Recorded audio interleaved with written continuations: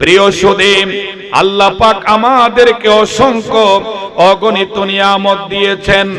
আমার আল্লাহ এই নিয়ামতগুলির মধ্যে সবচাইতে উৎকৃষ্ট শ্রেষ্ঠ নিয়ামত হচ্ছে আমাদের ছেলে সন্তান, ঠিক কিনা?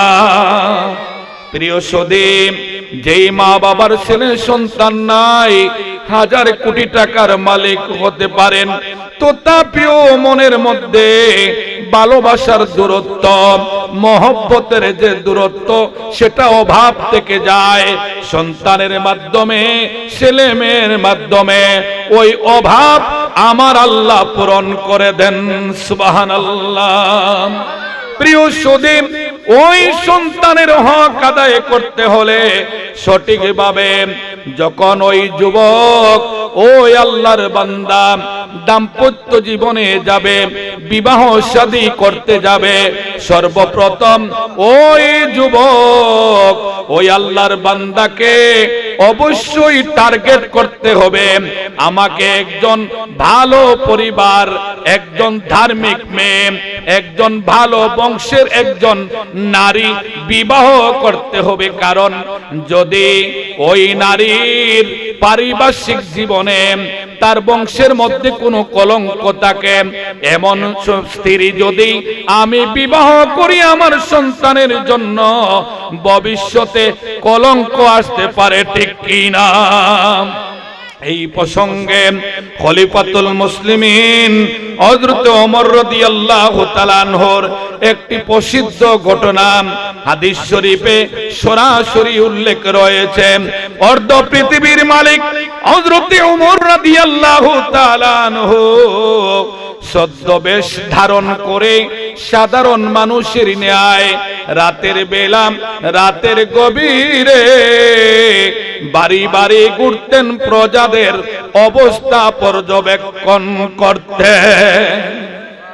প্রিয় সুধী, হযরত ওমর 33 লক্ষ বর্গ মাইল অর্ধ পৃথিবীর শাসক ছিলেন।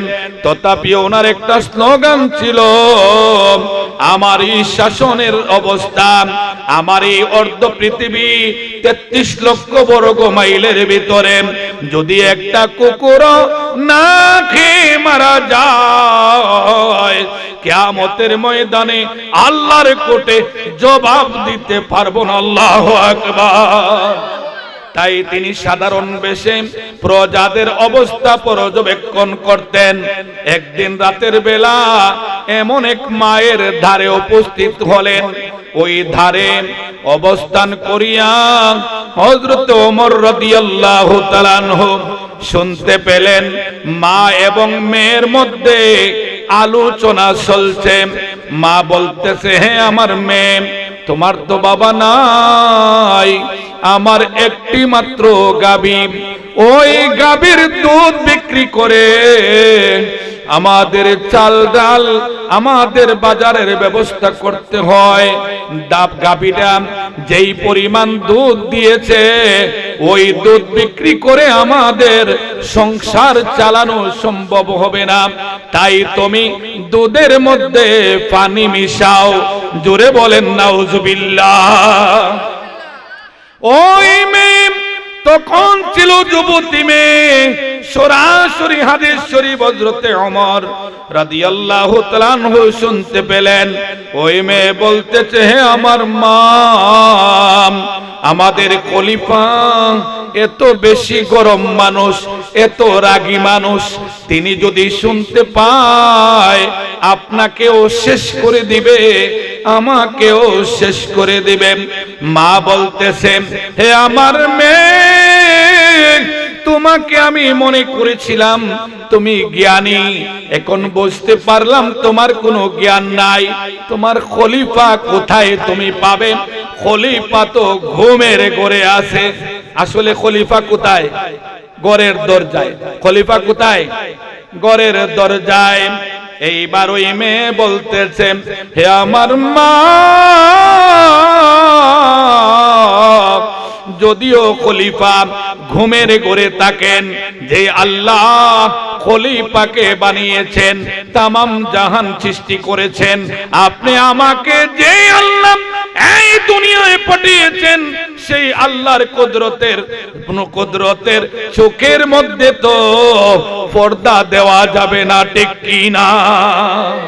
মেয়ে বলতেছে, মা যদিও খলিফা ঘুমে থাকেন কিন্তু আল্লাহর কুদরতের নজরে পর্দা দেওয়া যাবে না, আল্লাহ তো দেখবেন, ঠিক কি না? হযরত ওমর রাদিয়াল্লাহু তাআলা আনহু ওই মেয়ের আদর্শ আখলাক দেখে ওই দিন কি করলেন? প্রত্যাবর্তন করলেন আর সামনে বাড়লেন না। পরের দিন ওনার ওই ধার্মিক মেয়ে ওই দরিদ্র পরিবারের মেয়েকে বিবাহ আনার জন্য ওনার সন্তান পৃথিবীর শ্রেষ্ঠ 49 জন জ্ঞানীর মধ্যে তখনকার দিনে একজন জ্ঞানী হযরত আব্দুল্লাহ ইবনে ওমরের সন্তান, অর্ধ পৃথিবীর যে বাদশা ওনার সন্তান, ওই বাদশার সন্তানের জন্য ওই দরিদ্র মেয়ের বিবাহের প্রস্তাব নিয়ে গেলেন। সুবহানাল্লাহ বলেন। প্রিয় সুধী, এক ঘটনা বললেই সময় শেষ হয়ে যাবে। হযরত ওমর রাদিয়াল্লাহু তাআলা আনহু কি করলেন?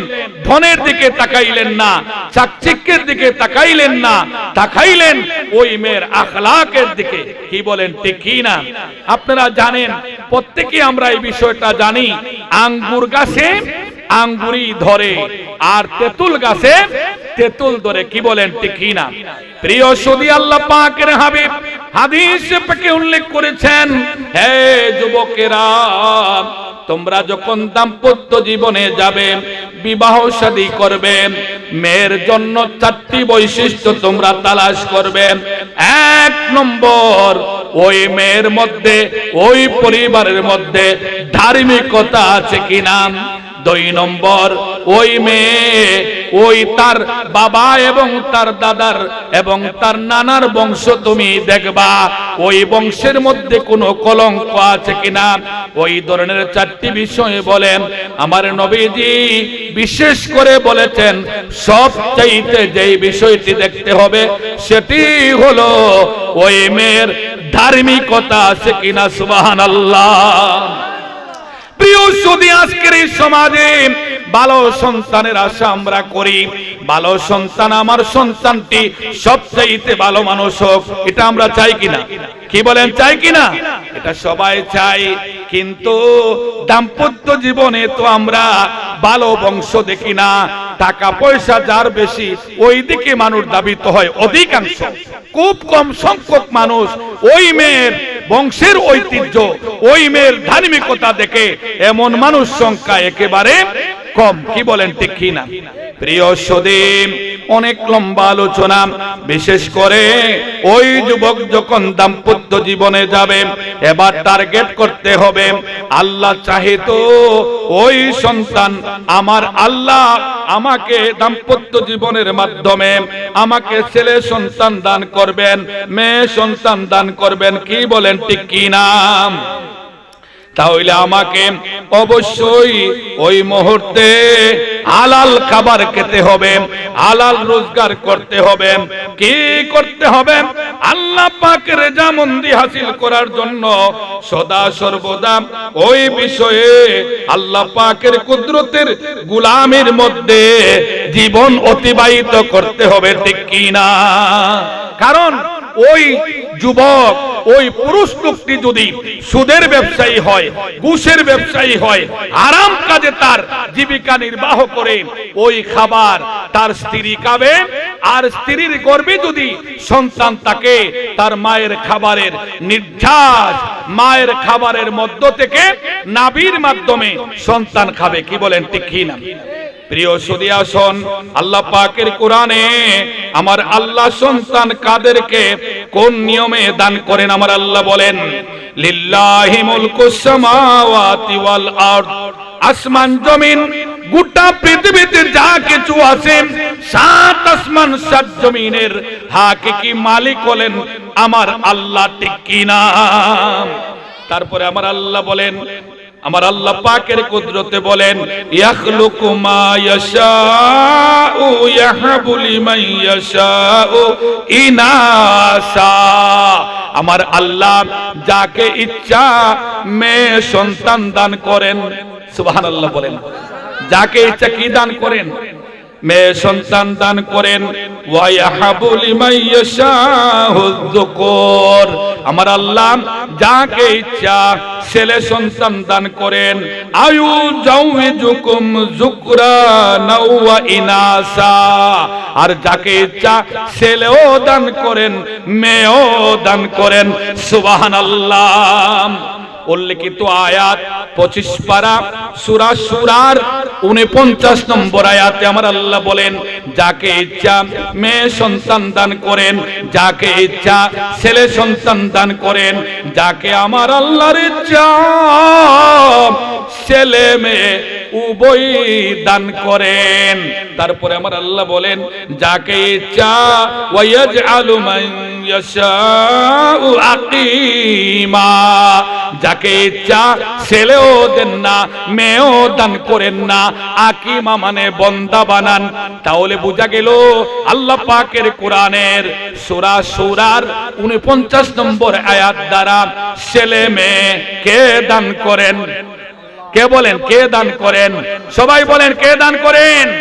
আমার আল্লাহ যাকে ইচ্ছা মেয়ে দান করেন, যাকে ইচ্ছা ছেলে সন্তান দান করেন, যাকে ইচ্ছা ছেলে মেয়ে উভয়ই দান করেন, আর যাকে ইচ্ছা ছেলেও দেন না মেয়েও দেন না। আমাদের দেশে একদল জালিম আছে, যেই স্ত্রীর একাধিক মেয়ে হয়, কিছু কিছু স্বামী আছে ওই স্ত্রীর প্রতি জুলুম করে। জোরে বলেন নাউজুবিল্লাহ। আমি সেই দিকে যাব না, শুধু এই কথাটি আপনাদের সামনে উপস্থাপন করলাম। ছেলে মেয়ে দেওয়ার মালিক কে? সবাই বলেন কে?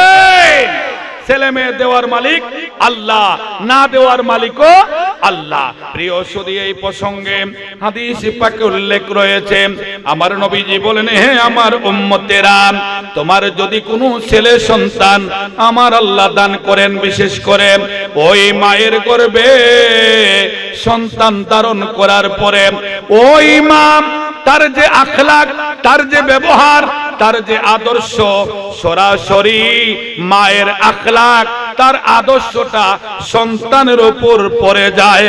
সুবহানাল্লাহ। এই প্রসঙ্গে ঐতিহাসিকদের অতি চমৎকার একটি ঘটনা রয়েছে। হযরতে গাউসুল আজম অলিকুল শিরোমণি আপনারা শুনেছেন, যিনি মায়ের গর্ভ থেকে 18 পারা কালামে পাক হেফজ করেছিলেন। সুবহানাল্লাহ। গাউসে পাক যখন কোরআন শিক্ষা করার জন্য জীবনের সর্বপ্রথম ফুরকানিয়া মাদ্রাসায় গেলেন, ওনার শিক্ষক তাউস তাসমিয়া শরীফ, আউযু বিল্লাহ বিসমিল্লাহ শরীফ ওনাকে পাঠ করালেন। এবার গাউসে পাক নিজেই শুরু করলেন তিলাওয়াত। তেলাওয়াতের ধরন এমন ছিল, বোঝা যাচ্ছে তিনি হাফিজুল কোরআন হবেন। আলহামদুলিল্লাহ। ওনার শিক্ষক জিজ্ঞেস করলেন, বাবা কতটুক পর্যন্ত তুমি বলতে পারো? হযরতে গাউসে পাক আব্দুল কাদের জিলানী রাহিমাহুমুল্লাহ তিনি বললেন, আমি 18 পারা কোরআন বলতে পারি। সুবহানাল্লাহ। জুড়ে বললে সমস্যা আছে না?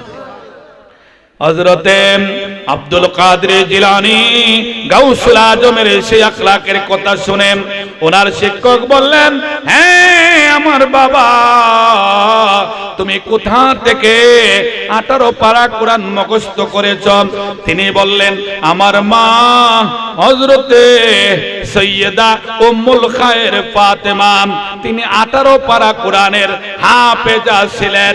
তিনি আমাকে গর্ভে ধারণ করিয়া গর্ভে রাখিয়া হামেশা 18 পারা কোরআন তিনি তিলাওয়াত করেছেন। আর আমি মায়ের গর্ভে তাকিয়া আমার মায়ের তেলাওয়াত শুনে শুনে 18 পারা মুখস্থ করেছি।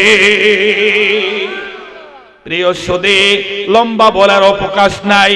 তাহলে বোঝা গেল মায়ের যে আখলাক, মায়ের যে আদর্শ, মায়ের যে আচরণ সরাসরি সন্তানের উপর প্রভাব বিস্তার করে, ঠিক কি না? আল্লাহুম্মা সাল্লি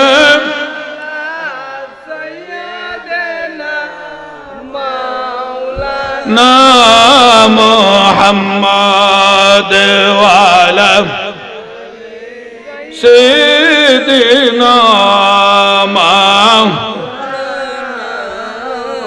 আল্লাহুম্মা সাল্লি ওয়া সাল্লিম ওয়া বারিক আলাইহি। প্রিয় সদীপ, আল্লাহ চাহে তো সন্তান আপনাকে দান করলেন, ছেলে হোক মেয়ে হোক, সন্তান ভূমিষ্ঠ হওয়ার পরে পিতামাতার প্রথম নম্বর যে দায়িত্ব সেটা হলো হাদিস শরীফে এইভাবে উল্লেখ রয়েছে।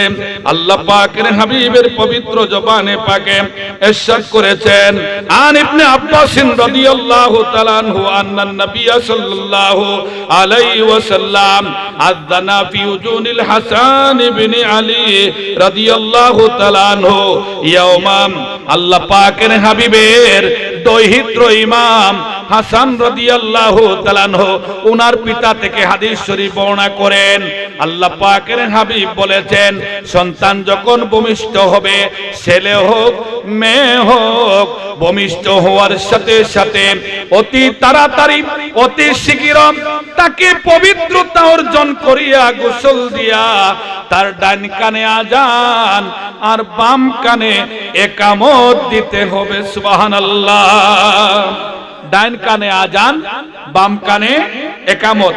অপর হাদিস শরীফে আছে, আল্লাহ পাকের হাবিব উনার দৌহিত্র ইমাম হুসাইন রাদিয়াল্লাহু তাআলা আনহু যখন ভূমিষ্ঠ হলেন, আল্লাহ পাকের হাবিব ডান কানে আজান দিয়েছেন, বাম কানে একামত দিয়েছেন। সুবহানাল্লাহ বলেন। আমাদের দেশে একটা প্রচলন আছে, যদি কারো ছেলে সন্তান হয় তাহলে বাহিরে একটা জুড়ে আজান দেয়, মেয়ে হইলে আজান দেয় না। কি বলেন ঠিক কি না? এই আজানের অর্থ কি? এই আজানের অর্থ হইলো ওনার যে ছেলে হয়েছে এটা মানুষকে শুনাইছে। আমি অর্থটা করেছি, আসলে উদ্দেশ্য সেটা না। এই সন্তান ভূমিষ্ঠ হওয়ার পরে ডান কানে আজান দেওয়ার অর্থ হলো মায়ের গর্ভ থাকাকালীন যদি তার মধ্যে শয়তানের কোনো প্রভাব পড়ে থাকে, আল্লাহ সর্বশ্রেষ্ঠ, আল্লাহ ছাড়া কোনো মাবুদ নাই, এই বাক্যগুলি এই ধ্বনিগুলি তার কানের মধ্যে শুনাইয়া শয়তানের প্রভাব দূরে চলে যাবে। আল্লাহ পাকের একত্ববাদ তার কানের মধ্যে প্রথম পৌঁছে যাবে। ঠিক কি না? আর বাম কানে একামত। একামত আপনারা প্রশ্ন করতে পারেন, হুজুর যখন একামত হয়ে যায় তখন তো জামাত শুরু হয়ে যায়, একামত তো হলো, জামাত কোথায়? প্রিয় সদীপ, ওই সন্তান আমরা যখন দুনিয়াতে এসেছিলাম, সচেতন মা বাবা আমাদের ডান কানে আজান দিয়েছেন, বাম কানে একামত দিয়েছেন, আর আমরা একদিন ওই দুনিয়া থেকে বিদায় নিয়ে চলে যাব। ওই দিন একটি জামাত অনুষ্ঠিত হবে, ওই জামাতের আজানও নাই একামতও নাই। ঠিক কি না? আজান একামত শুরুতেই হয়ে গেছে, ওই দিন শুধু জামাত হবে। সুবহানাল্লাহ বলেন। দ্বিতীয় নম্বর প্রিয় উপস্থিতি, গভীর মনোযোগ। আন সামুরাত ইবনে জুনদুব রাদিয়াল্লাহু তাআলা আনহু قال رسول الله صلى الله عليه وسلم الغلام مرتهن بعقيقته يذبح عند يوم السعاب يوم السابع ويسمى يخلق رأسه। হযরতে জুনদুব রাদিয়াল্লাহু তাআলা আনহু হাদিস শরীফ বর্ণনা করেন, তিনি বলেন, আমি শুনেছি আল্লাহ পাকের হাবিবের পবিত্র জবানে পাকে ইরশাদ করেছেন, আকিকার কাছে আমাদের সন্তান বন্ধক থাকে। আকিকার কাছে সন্তান কি থাকে? বন্ধক থাকে। জন্মের ৭ম দিবসে অথবা ২১তম দিনে অথবা ৪১তম দিনে, বিশেষ করে ৭ম দিবসে পিতামাতার উপরে গুরু দায়িত্ব হলো অত্যন্ত কঠিন দায়িত্ব আল্লাহ পাকের পক্ষ থেকে, সেটি হইল সন্তানের আকিকা আদায় করা। সুবহানাল্লাহ। ছেলে সন্তান হলে 2টি ছাগল দুম্বা, মেয়ে সন্তান হলে 1টি ছাগল দুম্বা। আর যদি কেহ গরু থেকে মহিষ থেকে আকিকা আদায় করে তাহলে মেয়ের জন্য 1টি নাম দিতে হবে, ছেলের জন্য 2টি, অর্থাৎ 2টি অংশ দিতে হবে। সুবহানাল্লাহ। আমার নবীজি বলেন, হে আমার উম্মতেরা, আকিকার কাছে তোমাদের সন্তান বন্ধক থাকে, যেমনি ভাবে বন্ধকি জমি থেকে তোমরা ফায়দা হাসিল করতে পারো না। মনে করেন আমার একের জমি আছে, আমার ভাই আব্দুল আহাদের কাছে সেটা বন্ধক দিলাম, আগামী বৈশাখ মাসে ধান আমি পাবো না, আহাদে পাবে। কথা বুঝতে পারছেন আপনারা? জমির মালিক আমি, কিন্তু তার কাছে আমি বন্ধক দিয়েছি, আগামী বৈশাখ মাসে, অগ্রহায়ণ মাসে, ভাদ্র মাসে এই জমিতে ধান হবে, এই ধান কে পাবে? আহাদে পাবে। আমি মালিক হলেও আমি পাবো না, কারণ আমি জমিটা তার কাছে বন্ধক দিয়েছি। আমার নবীজি বলেন, উম্মতেরা আকিকার কাছে তোমাদের সন্তানেরা বন্ধক থাকে, যেমনি ভাবে বন্ধকি জমি থেকে ফায়দা হাসিল করতে পারো না, তেমনি ভাবে সন্তানের আকিকা আদায় না করলে ওই সন্তানের কাছ থেকে ফায়দা পাওয়ার আশা করা যায় না। এই জন্য তুমি যখন আকিকা আদায় করবা, সন্তান বন্ধক থেকে মুক্ত হয়ে যায়।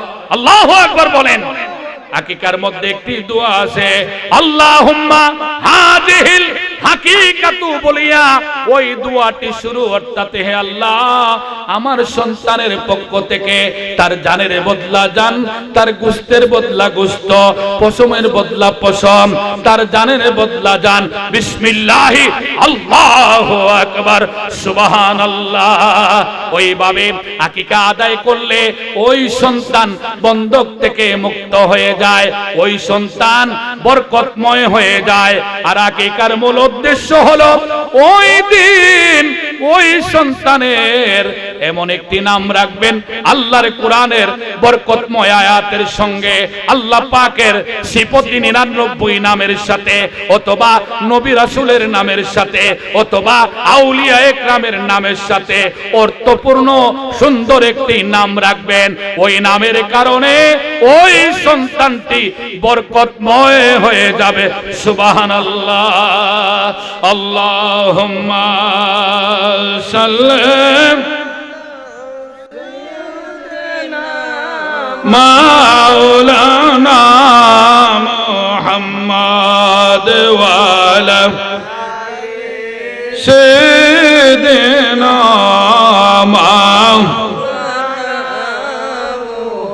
আল্লাহুম্মা সাল্লিমু ওয়া সাল্লিমু ওয়া বারিক আলাইহি। অপর হাদিস শরীফে وقال رسول الله صلى الله عليه وسلم يا فاطمة احلقي رأسه وتصدقي بزينة شعري فضة হযরতে ফাতেমা রাদিয়াল্লাহু তাআলা আনহাকে উদ্দেশ্য করে আপনি আমার নবীজি বলতেছেন, হে জগতের মা, হে আমার মা ফাতেমা, তোমার সন্তান ইমাম হুসাইন অথবা ইমাম হাসান জন্ম নিয়েছেন। আমার নবীজি ওনার কলিজার টুকরা মেয়েকে ওসিয়ত করতেছেন, তোমার ওই সন্তানের ইমাম হুসাইনের মাথার চুল মুন্ডন করিয়া প্রথম যে পরিমাণ চুল হবে ওজন করিয়া ওই পরিমাণ রূপা আল্লাহর রাস্তায় সদকা করিয়া দাও। একটা সন্তানের ছেলে মেয়ের প্রথম যে মাথা মুন্ডন করা হয়, আমরা বলি মাথা কামানো হয়, এই চুলের পরিমাণ আমার জীবনে দেখেছি, মানে অর্ধেক বড়ির বেশি হয় না, অর্থাৎ আধা বড়ি পরিমাণ রূপা হয়। আমার নবীজি বলেছেন, এ ফাতেমা তুমি কি করো, ওই সন্তানের মাথা মুন্ডন করে ওই চুল পরিমাণ রূপা আল্লাহর রাস্তায় সদকা করে দাও। সুবহানাল্লাহ বলেন। প্রিয় সুদীম, আলা হযরত 82টি হক বর্ণনা করেছেন। কুরআন সুন্নাহ রিসার্চ করে আমি ওই তো 4-5টি বলবো। বিশেষ করে ওই সন্তান যখন কথা বলতে পারে, আব্বু বলেন, আম্মু বলে, আমরা যারা বাবা হয়েছি, আমরা যারা মা হয়েছি, সন্তান কোলে নিয়া আব্বু আম্মু বলার তালিম দিয়েছি। কি বলেন ঠিক কি না? কারণ আব্বু বললে আব্বুর বাবার, আব্বু বললে বাবার মনে শান্তি আসে, আম্মু বললে মায়ের মনে শান্তি আসে। কি বলেন ঠিক কি না? আমার নবীজি বলেন, হে আমার উম্মতরা, তোমার সন্তানকে সর্বপ্রথম যেই বিষয়টি শিক্ষা দিবা, শুধু ইংলিশ মিডিয়াম তালাশ করবা না, সর্বপ্রথম তাওহীদ এবং রিসালতের বাণী। প্রথমে তাওহীদ, দ্বিতীয় অর্থে রিসালত, অর্থাৎ লা ইলাহা ইল্লাল্লাহ মুহাম্মাদুর রাসূলুল্লাহ সাল্লাল্লাহু আলাইহি ওয়াসাল্লাম। প্রথম ওই কালেমা শিক্ষা দিতে হবে। সুবহানাল্লাহ। যেই কয়েকটি সন্তানের প্রতি পিতামাতার দায়িত্ব, কর্তব্য, হক রয়েছে, বাস্তবে এইগুলি আমাদের সমাজে কয়জন পিতামাতা স্মরণ করে এলোমেলো ভাবে ইসলাম বিরোধী বিভিন্ন কাজের মাধ্যমে ইসলামের যে পুঙ্খানুপুঙ্খ আলোচনা রয়েছে, বিস্তারিত সন্তানের হক, পিতামাতার হক, প্রতিবেশীর হক, স্বামী স্ত্রীর হক, সব হকের কথা কুরআন সুন্নায় রয়েছে, ওই দিকে সে বুকেপ না করে মন গড়া কিছু অনুষ্ঠান করে। আমরা বলি নাউজুবিল্লাহ। এই জন্য বিশেষ করে ওই মা বাবাকে বারবার আমার আল্লাহর কাছে দোয়া করতে হবে। যেমনই ভাবে ইব্রাহিম আলাইহিস সালাম দোয়া করেছেন, রব্বি হাবিলি মিনাস সালিহিন। কালামে পাকের 23 পারা সূরা ওয়াস-সাফফাতের 100 নম্বর আয়াত, হে রব, হে প্রতিপালক, আমাকে ন্যায়পরায়ণ সালেহ সন্তান দান করুন। সুবহানাল্লাহ। যেমনই ভাবে দোয়া করেছেন হযরতে জাকারিয়া আলাইহিস সালাম, রব্বি হাবিলি মিন লাদুনকা যুররিয়াতান তাইয়্যিবাতান ইন্নাকা সামিউদ দুআ। হে রব, হে প্রতিপালক, আপনার পক্ষ থেকে আমার ভবিষ্যৎ প্রজন্ম এমন সন্তান দান করো, যেই সন্তান আমার যার দিকে তাকাইলে আমার চক্ষু শীতল হয়, যেই সন্তান আদর্শবান, যেই সন্তান ন্যায়পরায়ণ, যেই সন্তান আমলে সালেহ হবে, এমন সন্তান আমাকে দান করো। সুবহানাল্লাহ। নামাজ পড়ে পড়ে আল্লাহ পাকের গোলামি করে করে আমার নবীজির সুন্নায় জীবন অতিবাহিত করে করে ওই সন্তানের জন্য, ভালো সন্তানের জন্য, নেক সন্তানের জন্য দোয়া করতে হবে। আমার নবীজি হাদিস শরীফে বলেছেন, ঠিক কি না? আল্লাহুম্মা সাল্লি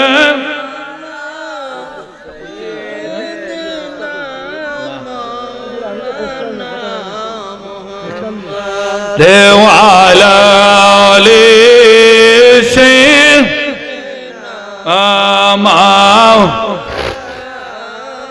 আল্লাহুম্মা সাল্লিমু ওয়া সাল্লিমু ওয়া বারিক আলাইহি।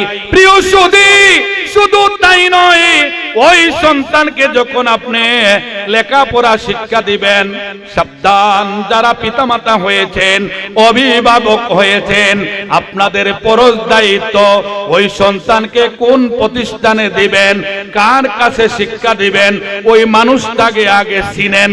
ইমাম গাজ্জালী রাহিমাহুমুল্লাহ, পৃথিবী বিখ্যাত দার্শনিক জগতের ইমাম, ইহইয়াউল উলুমউদ্দিনের মধ্যে তিনি উল্লেখ করেছেন, তুমি সন্তানকে প্রতিষ্ঠানে দেওয়ার পূর্বে ওই প্রতিষ্ঠানে কোন ব্যক্তি শিক্ষা দান করছে তাকে আগে চিনো। কারণ কি, অনেক প্রতিষ্ঠান আছে বিষের বোতলে মধুর লেভেল। কি বলেন ঠিক কি না? কারণ এমনও হতে পারে, এমন প্রতিষ্ঠানে যদি আপনি লেখাপড়া করান, কিছুদিন পরে ওই সন্তান আপনার বিরুদ্ধে চলে যাবে, বলবে জানাজার নামাজের পরে দোয়া নাই, ফরজ নামাজের পরে দোয়া নাই, আমার নবীজির নাম শুনে সাল্লাল্লাহু আলাইহি ওয়াসাল্লাম বলে চুমু দিয়ে চোখে দিলে বিদআত হবে, এইভাবে বলতে থাকবে। এই জন্য পিতামাতার দায়িত্ব হলো আমার সন্তানকে আমি ওই প্রতিষ্ঠানে পড়াবো যেই প্রতিষ্ঠানে লেখাপড়া করাইলে আমার সন্তানটা আল্লাহ পাকের সত্যিকারের গোলাম হবে, আমার নবীজির সত্যিকারের আশিক হবে, আউলিয়া একরামের সত্যিকারের প্রেমিক হবে। কি বলেন ঠিক কি না? কি বলেন ঠিক কি না? আল্লাহু আকবার। ইয়া রাসূলুল্লাহ, হুঁশিয়ার সাবধান। প্রিয় সুধী, আমি এই কথাটি আমি হয়তো সন্তানের প্রতি পিতামাতার দায়িত্ব 30টা 40টা বলতাম, 3 ঘন্টা সময়ের দরকার। আমি এত লম্বা আলোচনা করব না। ওই সন্তানকে আপনি টার্গেট করতে হবে, কারণ আমার নবীজি বলেছেন ক্বালা তালাবুল ইলমি ফারিদাতুন আলা কুল্লি মুসলিমিন ওয়া মুসলিমা। ও আমার উম্মতেরা, প্রত্যেক মুসলমান নর এবং নারী, ছেলে এবং মেয়ে সকলের উপরে জ্ঞান অর্জন করা, ইলম শিক্ষা করা, বিদ্যা অর্জন করা ফরজে আইন। এটা নফল না, সুন্নত না। কি পরিমাণ ইলম! হাদিস শরীফের ব্যাখ্যায় উল্লেখ রয়েছে, যেই ইলমের দ্বারা, যেই জ্ঞানের কারণে, যেই বিদ্যার কারণে ওই সন্তান 5 ওয়াক্ত নামাজ সহিভাবে পড়তে পারে, আহকামে শরীয়তের হুকুমগুলি নির্ণয় করে, ফরজ ওয়াজিব মাকরুহ মুবাহ সুন্নাত নফল হালাল হারাম ইত্যাদি বিষয় সম্পর্কে সঠিক ধারণা, সঠিক ইলম রেখে সহি আমল করতে পারে, তার জিন্দেগি মুসলমান হিসেবে পরিচালনা করতে পারে, ওই পরিমাণ ইলম শিক্ষা দেওয়া সকল মা বাবার উপর আল্লাহ পাকের পক্ষ থেকে ফরজ। কি বলেন ঠিক কি না? এই ক্ষেত্রে যদি মা বাবা ভুল করেন, আমার আল্লাহ কালামে পাকের 16 পারা সূরা তাহার মধ্যে উল্লেখ করেছেন, কিয়ামতের ময়দানে কিছু সন্তান মা বাবার বিরুদ্ধে চলে যাবে। যেই বাবা মা ওই সন্তানকে শুধু চাকচিক্যের দিকে নিয়ে ঘুরাইছে, ইংলিশ মিডিয়ামের দিকে ঘুরাইছে, ইসলামের যে আখলাক তামাদ্দুনিক শিক্ষা, এই ইসলাম সম্পর্কে, কোরআন সুন্নাহ সম্পর্কে, ফরজ ওয়াজিব সম্পর্কে শিক্ষা দেয় নাই, এই জন্য বিপদগামী হয়েছে। কিয়ামতের ময়দানে বলবে, রব্বুল আলামিন আমার পিতামাতা ভুল করেছে, যদি আমাকে জাহান্নামে যেতে হয়, ওই পিতামাতাকেও জাহান্নামে দিতে হবে। জোরে বলেন নাউজুবিল্লাহ। আমি যেহেতু এই এলাকার মানুষ, কথাগুলি একেবারে খুলাসা করে বলছি। আমাদের দায়িত্ব হলো আমাদের সন্তানকে 1 নম্বরে কোরআন সুন্নাহ শিক্ষা দেওয়া, 1 নম্বরে ওই পরিমাণ ইলম শিক্ষা দেওয়া, যেই ইলমের মাধ্যমে 5 ওয়াক্ত নামাজ সহিভাবে পড়তে পারে, সহিভাবে কোরআন তেলাওয়াত করতে পারে, এক কথা ইন্তেকাল পর্যন্ত মুসলমানি জিন্দেগি পরিচালনা করতে পারে, এই পরিমাণ জ্ঞান শিক্ষা দেওয়া পিতামাতার উপর ফরজ। যদি ভুল করেন, কিয়ামতের ময়দানে আল্লাহর কোর্টে আটকা পড়ে যাবেন। প্রিয় সুধী, অনেক লম্বা কথা, বিশেষ করে আমার আল্লাহ কালামে পাকে একজন সচেতন বাবার কথা উল্লেখ করেছেন। সূরা লুকমান 21 পারা। কত পারা বলেন না, কত পারা? আল্লাহর কোরআন খুলে আমি আল্লাহর কোরআন থেকে নোট করেছি। হযরতে লুকমান আলাইহিস সালাম একদিকে ছিলেন তিনি একজন বড় হাকিম, চিকিৎসক। কেউ কেউ বলেছেন উনি নবী ছিলেন, আর অধিকাংশ মত হইল তিনি আল্লাহর ওলি ছিলেন।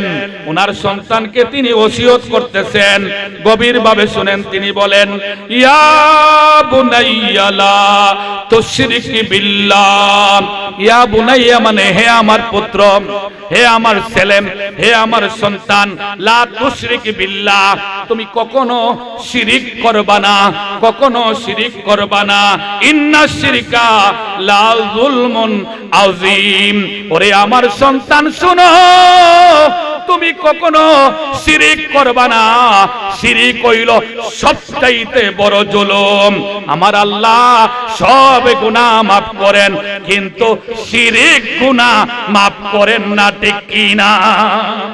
তারপরে বলেন সূরা লুকমানের 13 নম্বর আয়াত, ইয়া বুনাইয়া ইন্নাহা ইন তাকু মিসকালা হাববাতিন মিন খারদালাতিন ইলা আখিরিল আয়াত। বলতেছেন, ওরে আমার সন্তান, যাররা পরিমাণ, সরিষার দানা পরিমাণ যদি অপরাধ হয়, সেটাও তুমি অবহেলা করবা না। কারণ তোমার সরিষার দানা পরিমাণ অপরাধ যদি তুমি পাথরের ভিতরে প্রবেশ করাইয়া, ওই পাথরটি পাহাড়ের ভিতরে, গর্তের ভিতরে লুকাইয়া রাখো রে। আমার আল্লাহ এত সূক্ষ্মাতি সূক্ষ্ম, আমার আল্লাহ কিয়ামতের ময়দানে ওই পাহাড়ের গর্তের ভিতর থেকে পাথরটা বাহির করিয়া তোমার অপরাধ প্রকাশ করে দিবেন। আল্লাহু আকবার বলেন।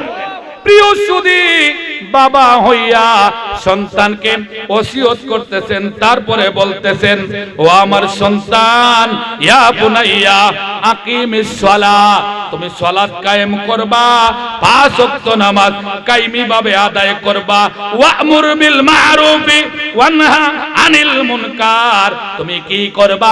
সৎ কাজের আদেশ দিবা, অসৎ কাজে নিষেধ করবা। তারপরে বলেন ও আমার সন্তান, তুমি জমিনের মধ্যে বুক টানা দিয়া ঠাস ঠাস করিয়া হাঁটিও না। সন্তান রে, জেনে রাখো, তুমি যত জমিনের মধ্যে টাস করো না কেন, আল্লাহর জমিনের কোনো ক্ষতি তুমি করতে পারবে না, ঠিক কি না?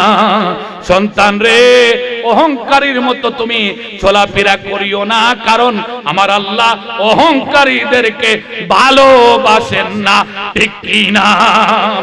এইভাবে বাবা হইয়া সন্তানের প্রতি 9টি ওসিয়ত করেছেন কালামে পাকের 21 পারা সূরা লুকমানে। জোরে বলেন সুবহানাল্লাহ। আমরা যারা বাবা হয়েছি, মা হয়েছি, সন্তানকে ওসিয়ত কি করব? অধিকাংশ মা বাবা আমরা নিজেরা নামাজ পড়ি না। কি বলেন, কথা ঠিক কিনা? কথা কি ভুল বললাম? কথা ঠিক কিনা? কারণ আমি যদি নামাজ না পড়ি, আমার সন্তানকে নামাজের কথা বলতে পারবো না। কি বলেন আপনারা? আল্লাহ পাক কোরআনে বলেছেন, ইয়া আইয়ুহাল্লাযীনা আমানু, হে ঈমানদারগণ, লিমা তাকুলুনা, এমন নসিহত, এমন আদেশ, এমন উপদেশ করিও না মালা তাফআলুন, যে আমল তোমার মধ্যে নাই, তুমি যে আমল করো না, এই আমলের নির্দেশ মানুষকে দিও না। কে বলেছেন? আমার আল্লাহ। তাহলে বোঝা গেল নিজে আমল করতে হবে, আবার সাথে সাথে সন্তানকে আমলের নসিহত করতে হবে, ঠিক কি না? কি বলেন, ঠিক কি না? আল্লাহুম্মা সাল্লাম মাওলানা মুহাম্মদ ওয়া আলা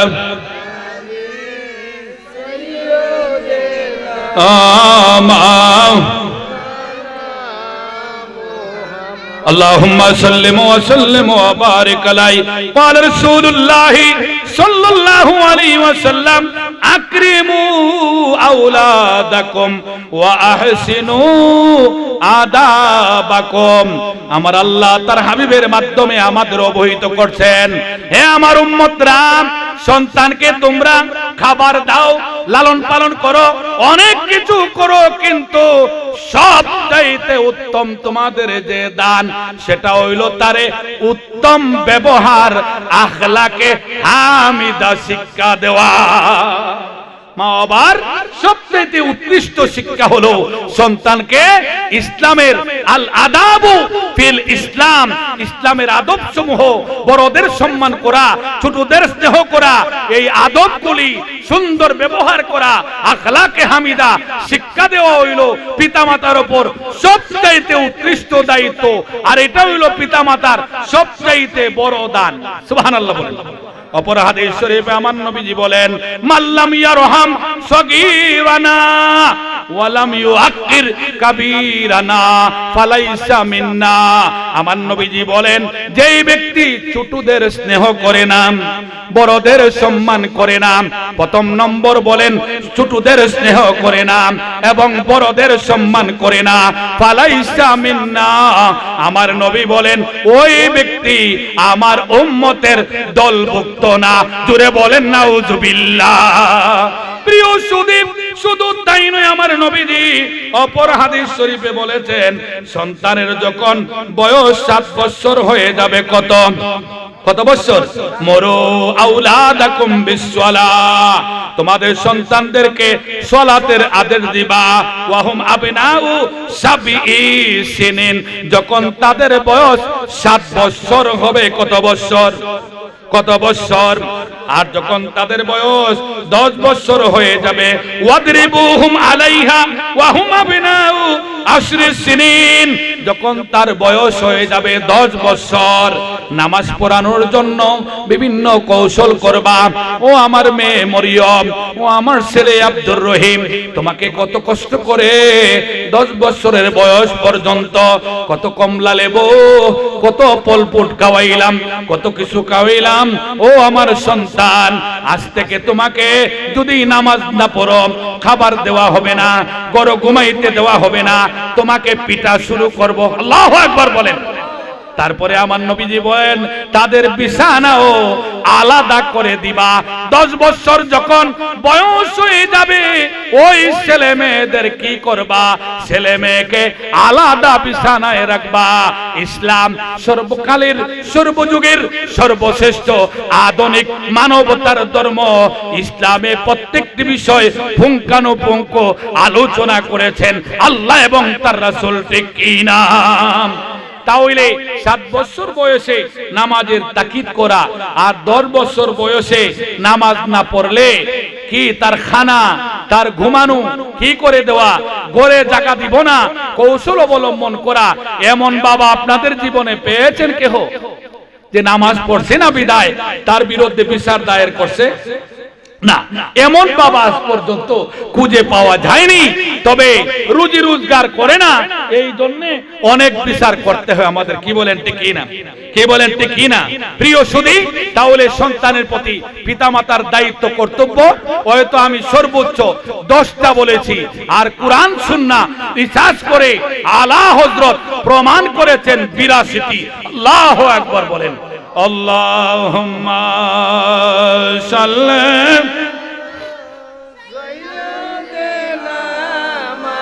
আওলানা মুহাম্মদ ওয়া আলা আলি সাইয়্যিদিনা মাওলানা আল্লাহুম্মা সাল্লিমু ওয়া সাল্লিমু ওয়া বারিক আলাইহি। প্রিয় সুধী, সন্তানের প্রতি পিতামাতার দায়িত্ব কর্তব্য যেই কথাগুলি বলেছি, আল্লাহ পাক যেন আমাকে, আপনারা যারা শুনেছেন, আমার মা বোনরা যারা শুনেছেন, আমরা সবাইকে আমল করার তৌফিক দেন। আমরা বলি আমিন।